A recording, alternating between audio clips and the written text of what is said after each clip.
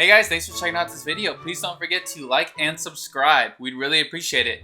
And in this video, I'm going to give tips to those of you that are just starting out in Cookie Run Kingdom. The first thing and the most important thing in Cookie Run Kingdom is your houses. You want to get your houses to the highest level you can possibly get them, and you want to get as many houses as possible. That will give you a ton of experience jellies. Right now, in my kingdom, over 100,000 every 6 hours and 23 minutes, so over a 24-hour period. If you remember to come back here and collect your XP jelly from the cookie houses, you're gonna have over 400,000 once you get to a high enough level. Now let's go look at the cookie castle. At level 15, the highest you can possibly get it to right now, you're gonna get 48 houses and a max level of 15. So try to get that cookie house leveled up. And you wanna upgrade the Fountain of Abundance, because you're also going to get experience star jellies there every time you level up the Fountain of Abundance.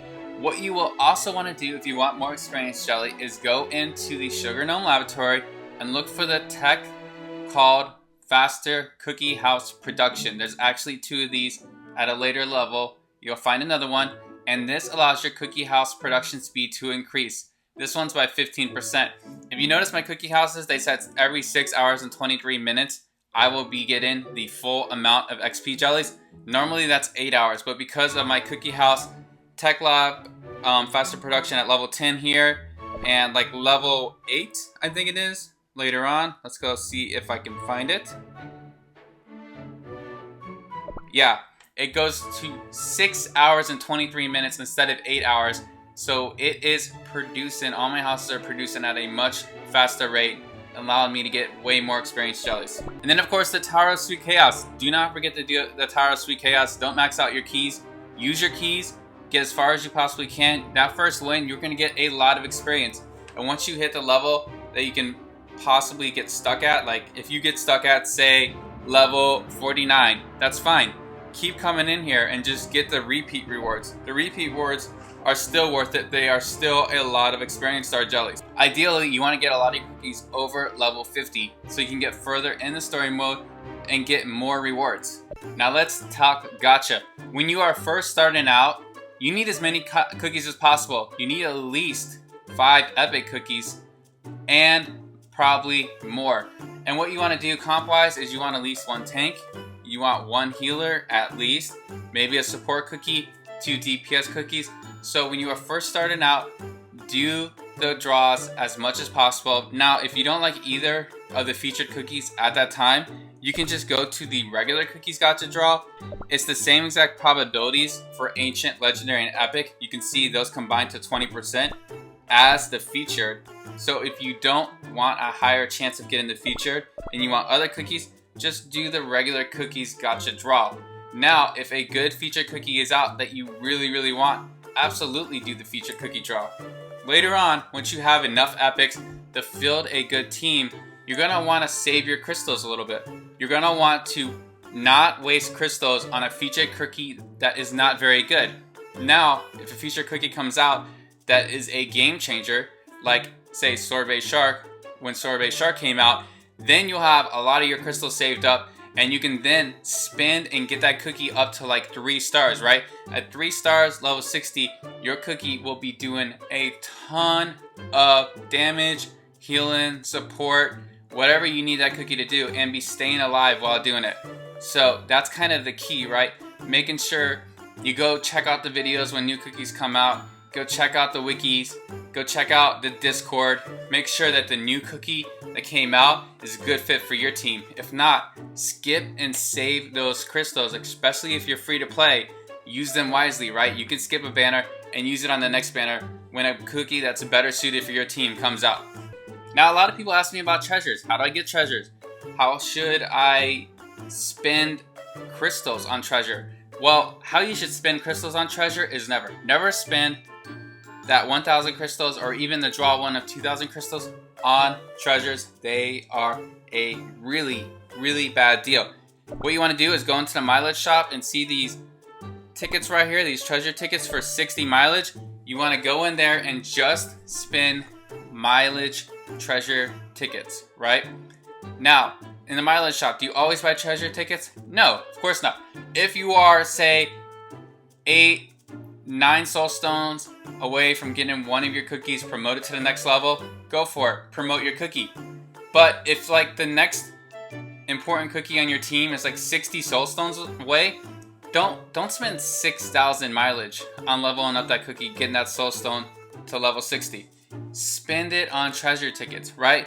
Because treasures are far more important when you first start out the game when it comes to improving your team than any one particular cookie. Let me give you an example. A new cookie comes out. You think that cookie is awesome. Maybe raspberry cookie comes out. And you spend like 10,000, 15,000, 20,000 soul stones to level up raspberry cookie. Then another tank cookie comes out in 2 months, and that cookie is better. You are going to use that new tank cookie, and raspberry cookie is no longer used. Or you go to the gacha and you pull holly berry, and you're like, I'm using holly berry. That's awesome. I'm super excited, but I'm no longer using raspberry.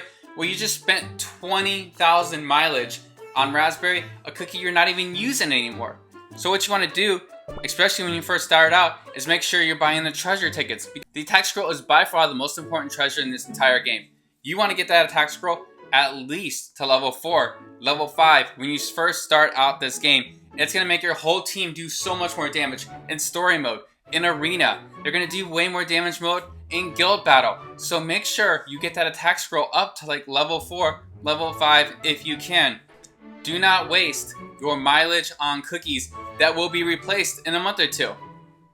Saying all that, there are special scenarios. Like I said, if you're real close to an important cookie, like say sorbet shark, and you're real close to getting sorbet shark to like 3 stars, you're 9, 10, 11 soul stones away, spend it on soul stones. That's cool. Just don't go waste a ton on soul stones. Remember, you can always farm soul stones in dark mode. So there's 2 important treasures in this game, hands down, that no one can argue with. The attack scroll is absolutely one of the 2 most important treasures in this game. I would argue the most important, but some people could argue the clock. Alright? This clock, you want to get to level 12 as soon as possible. Squishy Jelly Watch, cooldown minus 24%. This allows your cookies to use their skills more often. And that's the difference between killing a boss because you did more DPS, more damage against that boss before. That's the difference between a support character putting a buff on your team, a healer healing your team. You need this cooldown, and you want to get this up to level 12 as soon as possible. And a lot of guides you look at when they tell you, hey, you need this much cooldown toppings on a cookie, right? They might say for strawberry crepe, you need over 18% cooldown topping in strawberry crepe for strawberry crepe to go with the reduced timer in arena, to go on the 3-second clock instead of the 4-second clock. When they say that, they're assuming that you have a level 12 watch, because if you don't, then that 18% is not actually 18%. It's much higher. It's going to be 21, 22% before the bonus that you need to have strawberry crepe at. So make sure you try to get that clock up as high as possible. Another important one, when you first start out, the Gatekeeper Ghost Horn, it can give you up to plus 45%. And these are very common treasures. These ones, if you spend a lot of mileage in the treasure shop, you'll get them leveled up to 12 as soon as possible. So get that defensive horn right there. Get the clock. Also, the speed robe, the enchanted robe, is very important later on, especially when you're doing more arena matches in some levels in the Tower of Sweet Chaos on occasion. The enchanted robe will really help you out. Feather, also important. In the arena, the feather will revive your character, and at full level 12, bring your character, your cookie back with 100% hit. Alright, a lot of people ask me about team comps. Let's talk team comps. Typically, what you want to have is one tank in the front. In this instance, I have Holly Berry. But there are occasions where you go double tank, right? If you want a little bit of extra added defense, you can go Holly Berry, Strawberry Crepe, for instance. Or you might want to go Strawberry Crepe, Red Velvet. Red Velvet will pull the backline cookie and stun the cookie. But the point is, for the most part, 1 or 2 tanks in the front, 1 healer in the back, Pure Vanilla Cookie. If you don't have Pure Vanilla Cookie, go Herb Cookie. And then you can have a second healer if you're using a support healer. That's fine to go double healer. You can use Pure Vanilla Cookie and Parfait, Pure Vanilla Cookie and Sparkling, Pure Vanilla Cookie and Mint. That is a common comp used in arena and story mode. That's fine. As far as the 2 middle roles, you typically want both of those to be damage dealers. If you have Sea Fairy, Sea Fairy should be on every team. Sea Fairy is that meta. Sea Fairy does great damage plus that 3-second stun. If you have Sea Fairy, she should, for the most part, be on your team. There's really only one scenario in which Seaferry is not on an arena team, and that's if you're running a speed comp like this. And this is just meant to do the maximum amount of damage to the other enemy as possible, and you don't care about freezing the enemy. And these cookies all get some kind of speed boost or hit enemies multiple times. That's why you don't use Seaferry in this comp. But saying that, even in the speed comp, a lot of people use Seaferry in place of Pastry. So Seaferry, for the most part, is used in every comp except for some stun comps and some speed comps. Seaferry is a must, and then you'll have a second damage dealer. That damage dealer typically Sorbet Shark, Black Raisin Cookie, Squid Ink, and in Arena, typically you're not going to use a backline cookie like Vamp in the Arena unless you're at really low levels. But if you're just starting out and Vamp is one of your better cookies, go for it, that's fine. And Rye is used sometimes with Almond, Rye, Almond. Those are specific comps that are used because Rye and Almond work really well together, because Almond has a special skill to link all attacks. In other words, Rye will do attack, hit a cookie 7, 8, 9 times, and that damage will be inflicted to all the rest of the team if you are using Rye and Almond together. Now, sometimes you're also going to use Tiger Lily. If you just got Tiger Lily, she is good as well because she stuns the other team for 3 seconds, though she doesn't do much damage. So, for the most part, your comps are always going to be 1 or 2 tanks in the front, 1 or 2 healers in the back, and damage dealers in the middle. That's what you're going to strive for. Let's talk crystals. You're going to want to get as many crystals as possible. How do you get crystals? One way, story mode. Try to get as far as story mode as possible. And once you get to like every 5 levels of story mode, you're going to get another crystal bonus from the events. You get like 300 each 5 levels in story mode typically. Another thing, you're going to get 100 crystals for each of the levels in story mode completed. So try to get as far as you can in story mode so you can pull on the gacha and get more and better cookies. Also, Arena. You're going to want to move up the Arena ranks because look at this. The Arena lasts for approximately a month. Every month at the end, depending on where you are going to get a ton of crystals. So my tier right now is 17,000. I typically finish in Master 2, that's 18,000. That's absolutely awesome. Now if you're at lower tiers, right? Even if you get to 1,000 trophies, that's 5,500 crystals. That is a lot.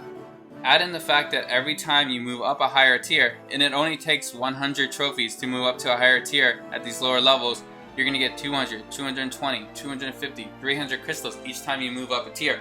So try to move up as many tiers as possible in the Arena. Definitely worth it because you're going to get tons of crystals at the end of the season, and you can go in the metal shop. When you're in the metal shop, you always have an ancient in the top left corner. Once every 3 days, you're going to have the opportunity to get pure vanilla cookie or holly berry cookie. It's random, so just keep coming back to the shop, and eventually you might get enough soul stones to pull a pure vanilla cookie. Plus, you can also pull soul stones for 4 other cookies here that you might be really close to get into another promotion, so that's also worth it. Also, if you guys can, if you have enough cookies to get in a guild, join a guild so you can do a guild battle. Guild battles are against Red Velvet Dragon and end once a week. If you are at the highest level, if you're at top 1%, you're going to get a 5,000 crystal reward every single week. That is a lot of crystals. Even if you're like top 2 or 3%, you're going to get like 4,000 crystal rewards. Now, when you're building your guild team, there's a lot of different combinations. But there's 3 cookies that you're always going to have on a guild team. Dark Choco, Licorice, and Vamp. So if you want to join a guild, you are going to have to power up your Dark Choco, your Licorice, and your Vamp as high as possible. Licorice needs to be on this team because the minions protect your cookies from dying. Dark Choco reduces the defense of the Red Velvet Dragon, allowing the rest of your team to do more attack damage. And Vampire Cookie is your big hitter. At level 60, 5 stars, like I have my Vamp Cookie at, you can do up to 3 million damage with Vamp alone. Then the middle cookies will just depend on what you have. Sorbet Shark and Poison Mushroom are the meta right now, but you can also run Black Raisin, you can run Strawberry Crepe, you can run Rye Cookie. There's a lot of different combinations and a lot of different videos. But you want to level up these cookies because you want to get those extra several thousand crystals every week. They help out a ton. If you get those free crystals from maintenance, from the arena, from the guild battles, from the events like we have in the Sonic event where they're giving out like 500 crystals every day, or the Holly Berry event where you got 1,000 crystals every day. The crystals can really add up fast. Also, do not forget bounties when you first start out. Powders are super important. You want to get as many powders as possible, so do your 3 a day. Don't forget them. That way you can get the skills leveled up, but do not waste the powders. Don't take a cookie like Sonic that you're never going to use. If you're not going to use Sonic, if you like Sonic, that's cool, and waste all the skill powders on Sonic, you know. Save it for an ambush cookie like Vamp. Get Vamp up to level 60 because Vamp's going to do a lot of damage in guild battle. Or get a cookie like Sorbet Shark that you can use in guild battle and arena and get a lot of powders going to Sorbet Shark, but you really got to pick and choose. Don't waste your powders, they're pretty precious. Another note on powders, you can buy them in the metal shop, so go in the metal shop, buy them, they're actually a very good deal in here. If you want to get gold, the best way to get gold in this game is to come here, collect all your resources. The fact that I just pressed on the Lumberjack Lodge and was able to collect everything, that is actually a Tech Lab research item, but you'll want to collect as much as possible, come in here, and then do your wishes, because when you do your wishes, what you're going to do is you're going to get a lot of gold. This is by far the fastest way to get gold, and you are going to need a lot of gold when you first start off in this game. You need gold to promote your cookies, you need gold to research tech labs, you need gold to improve your houses, to build your houses, to expand territory, to pretty much do everything in this game. Next, tech lab. Make sure you come in here and you do research. When you first start out in the game, you don't really need to do much of the cookie tech lab because that's mostly like increase the offense, hip, defense. I said hip again. Increase the attack power, the HP of your cookies, the defense, which doesn't really matter until you're level 60 and have your cookies at 5 stars. Once you're at level 60, you have cookies at 3, 4, 5 stars. Then you want to get that slight advantage, get your attack up. But when you're first starting, you want to go to the kingdom route. You want to get faster windmill production, sugar quarry production. You want to get faster smithy production. You want to get lumberjack lodge production. You want to get faster cookie house production, right? You want to get the sugar gnome craftsmanship leveled up so you can build stuff faster. So the kingdom tech lab research is far, far more important because you don't need that slight edge that you get from the cookie HP bonus, attack bonus, crit damage bonus quite yet when you don't even have cookies leveled up to 60 yet. So I get a lot of people ask me how to get far in story mode. Like, I'm stuck at this level, I can't get past this level, I'm trying to get further in story mode. And I can tell you for a fact, like, and I've done this on my son's account who has a lower account, all that you really need to do to get far in story mode, at least way farther than where you are, is at the beginning get one cookie leveled up a lot, right? So if you have one super awesome attack cookie like Sorbet Shark or Sea Fairy, get that cookie to level 55, level 60. Put a lot of skill powder on that cookie, and one cookie can carry your team through most of the levels. In fact, I could take a Sea Fairy cookie and go to most of these story mode levels up to like World 10 and solo it with just Sea Fairy. So you can get that one cookie powered up so much that that cookie is pretty much carrying you, right? So this like spreading out the levels and having 5 cookies that are at level 45 is awesome, but it's going to get you stuck in story mode. Now, if you have a bunch of level 35 cookies and you have one cookie, like a really good attack cookie, right, it matters. Like if you have a support at 55, it's not going to carry you. But if you got a Sea Fairy, a Sorbet Shark, even like a Black Raisin at level 55 and a bunch of 35s, you're going a lot further in story mode, right? You're doing a lot better in arena. Really get one of your cookies powered up a ton. Then once you have one cookie that can kind of carry you, then bring the rest of the cookies up kind of evenly. Bring them all to level 50, right? So most importantly, you want to get that one damage dealer leveled up. After that, the levels are going to start to get tough. You're going to hit a roadblock. You're going to want to get your healer leveled up and your tank leveled up, right? Your tank's going to prevent the rest of your team from being damaged, and the healer is going to heal you. Don't forget Licorice. Licorice is hugely important in story mode because Licorice can do damage to the enemies, and Licorice provides that plus 20% defense and the minions in front to provide you with an additional 3 tanks. So Licorice is also a very important cookie in story mode to level up. Alright, thanks for checking out this video. Hope you appreciate the tips.